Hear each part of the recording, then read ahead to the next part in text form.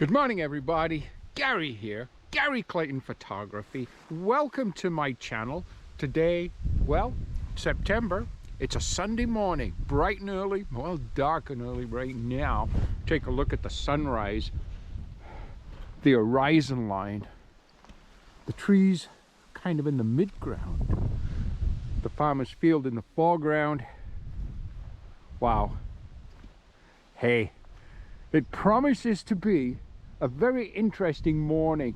The sky, it's got character. Take a look at that sky. It's beautiful. I do think we picked a good morning. I'll try to get myself back in the light again. It's still dark. It's about 6 a.m. Sunrise isn't till around 7 this morning. But we're here dark and early in hopes of capturing a nice, a reasonable, a beautiful sunrise image. And today promises to be a perfect day for that. The location, you know what? I'd looked at this location before, and it's so funny because quite often in the light, in the daytime, a location looks one way, but when you come back in the dark, it's totally different, and the sunrise is just not exactly kind of the situation that you kind of expected. You work with it. And this morning, I do like the trees in the mid-ground, and I'm loving the sky. You know what? Let's get our Fujifilm set up on the tripod. Let's see what we can do with this sunrise. So, our location. Well, we're on a small country road. I don't know what we can see here, but let's just take a look around me for a moment. A cemetery dating back to like 1847. I don't know. The old church building. Well maintained, well kept. Very much a part of history, and a beautiful, beautiful resting ground for the citizens of the day. Cornfield just beyond the cemetery. The actual sunrise location, well, we're at the side of the cemetery, of the church property, right on the edge of a farm field. And as you can see, there's a row of trees. Let me see if I can show you that. Right there, a row of trees that just increase the height, if you will, of the horizon line. And I was looking for that. I was looking for silhouetting the trees. However, when I look at it this morning, during the daytime, it looked like kind of space between the trees, if you want, to define the trees, to give an outline, to trace the trees. It's not so in the dark. It's just one black clump. There is no distinguishing difference or distance between the trees. Not what I was expecting. But again, we work with what we've got. Beautiful, beautiful sky. If we can see this, there is a farm. I was hoping originally to be able to incorporate that farm. But we cannot. We cannot because of the trees to the left. When I get to the other side of the farm, just not working. Trees are just way too tall. There's no opening area. And beyond that, it just doesn't work. So, there was a kind of a last minute change, I think, to the actual location. But again, I think it's going to be fine. We're set up on the tripod. Sorry, it is cold out here this morning, by the way. It's about 7 or 8 degrees Celsius. We've had a lot of rain this last few days, but anyhow, we're set up on the tripod. There we go, that sounded better. We're using the Fujifilm Mirrorless X-T2 today with my trusty kind of go-to lens. Okay, settings. We have f8, ISO of 400, 1/8 of a second shutter speed. First image of the day. Just a beautiful, beautiful glow in the sky. A little bit of the tree to the right. Yeah. You know what? Why don't we go ahead? We'll set a 2-second timer. Not that I'm worried with this Fujifilm mirrorless at 1/8 of a second. I'm not. But I think standard procedure calls for a 2-second timer. We're going to go with that anyhow. Okay, with the 2-second timer set, just take a look. I hope you can see that well enough in the screen. Let's try a shot. Beautiful. Love that immensely. Let's just kind of darken things. Let's just drop down. Oh, a couple of stop from where we were. And let's just go back up again. Let's go to what the camera says is correctly exposed. Now, I find that just too bright so far. But let's just see. Okay. And we'll go back to one stop under where I originally started from. Let's just grab one more shot there. Some pretty, pretty, pretty colors right there.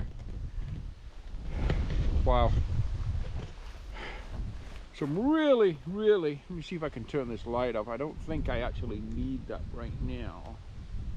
Where is that light? Oh. I don't know. Oh, there it is. I think I had the light upside down. Anyhow, I don't think we need the headlamp right now. We can take a little bit of a better look around as it's getting just a little bit lighter here. Wow. Isn't this a pretty location? We're starting to see a little bit of fall colors, which is really nice because I'm super excited about the beginning of the fall season here in Ontario because it's absolutely beautiful. The farm field recently harvested of hay or straw, whatever it may be, the farm itself, and then of course the trees and the countryside in the distance. Isn't this just a beautiful, beautiful, beautiful location? Wow. Yes, it is. It's a gorgeous location. As I walk around here, I'm just kind of wondering to myself if I could get myself maybe in a better position, actually, somewhere by this old apple tree right here. There's a little bit of a barn down there. And the colors are gorgeous, but I need to go further over to the right, and when I do that, I drop down and I get inside this cornfield, which just is not working. So, whew. Wow, beautiful color in the sky, but there's much, much more character in the sky to the left where we were originally. We've got to keep moving around because, as I've said 1,000 times, look left, look right, look up, look down, and certainly look behind you, because you just don't know where the image is going to come from. We've got better color in the horizon line to the right, but we've got better sky character to the left. Okay.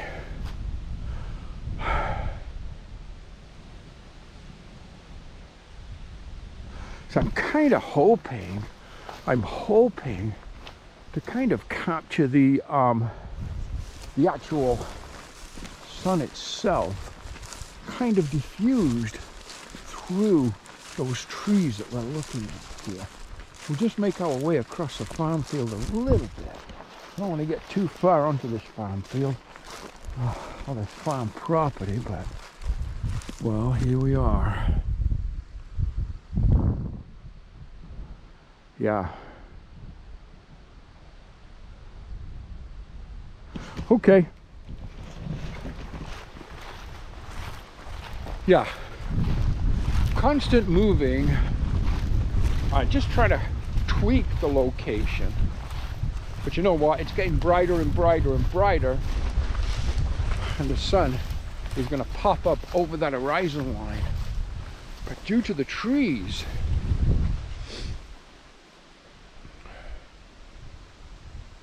it's hard to actually say exactly where it's going to pop up above the horizon line.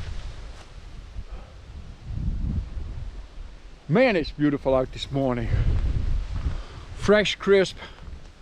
Oh, fall is very much in the air, even though we're only a week into fall, if that.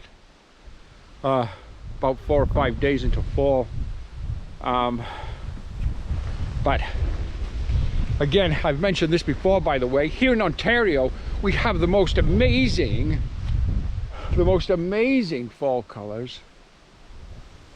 Really, in time, only moments away. Each day passing, we start to see more and more change in the trees, just little bit by little bit, day by day. And the fall, due to the conditions of a hot summer and then rain at the end of the summer and beginning of fall, cooler temperatures right now, promises to be stunning fall colors. Okay, enough babbling around. Let's get back to the camera here, because I think we've scouted this area as much as we can this morning in the light. Again, totally different when you look at it in the light, and then when you look at it when you arrive on a morning. Totally different kind of situation. Yeah. So this is what we're working with. See some nice pink in the sky, just on those clouds, just about right somewhere here. Some nice pink. Can we incorporate that into an image? Well, you know what? Let's see. I'm not sure on the GoPro how well we can see this color now developing. I'm going to try to show you.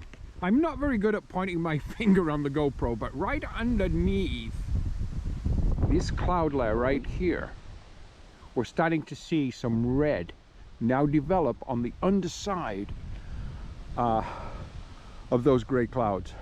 I'm not sure if that's coming through on the GoPro or not, but right here, with my own eyes, it really is looking beautiful. Let us grab just one more shot and see if we can incorporate that color. Also, where did my 2-second timer go? It's off again. Did I turn my camera off? Huh.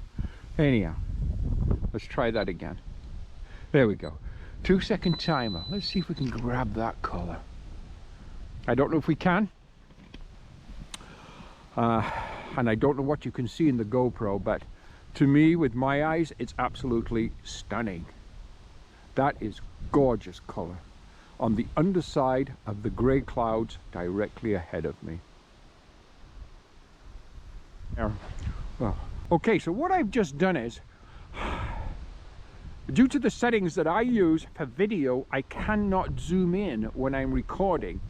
I turn to photo, single image, and I can zoom in, and then I go back to video, start again. So, again, we've zoomed in as much as I can on this GoPro. There's the color on those, on the underside, if you will, of those gray clouds, and I'm not sure if I was pointing to that properly, but it's absolutely beautiful.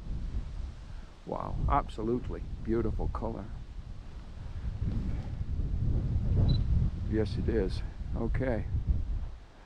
We're just going to change a couple of settings. We're going to change our focal length. We're going to draw that in a little closer on our 18 to 55mm lens and see what we can do with that, because it looks beautiful. Okay, so we've pulled it in to about a 50mm focal length. You know what? I'm wondering if that's just a little too close. Let's just take that out. Let's take that out to about 35mm, and let's just pop up slightly the exposure to right now about 2/3 of a stop under. I'm shooting under what my camera tells me. Well, let's go to what my camera tells me is exposed. But I've been shooting slightly under, and a sunrise, I always do this, slightly under to what the camera tells me is correctly exposed, because I find the light and the color just seems to work that way better. Okay. Well, you know what? That's okay. Let's just go back. Oops. Oops, oops, oops, oops, oops. Okay. There we go. Much better. Okay, so let's go back to about one stop under. Wow. And let us just change things slightly, just with the configuration. Move slightly to the right here and incorporate a little bit more now of those trees. Again, 2-second timer, 35mm focal length, ISO 400. We'll take that out to about a 30mm focal length. And let's just take that out, to about a 24mm focal length. By the way, in landscape photography, it's often said 24mm is probably an optimum of focal length for landscape photography. But you know what? I haven't got a clue if that's true or not. But I do find myself shooting an awful lot at 24mm, thereabouts. Anyhow, as you can see, the colors are beautiful. Absolutely beautiful. Let's just go over to this tree. Let's check our GoPro Hero 8. Let's see. Well, yep, it tells me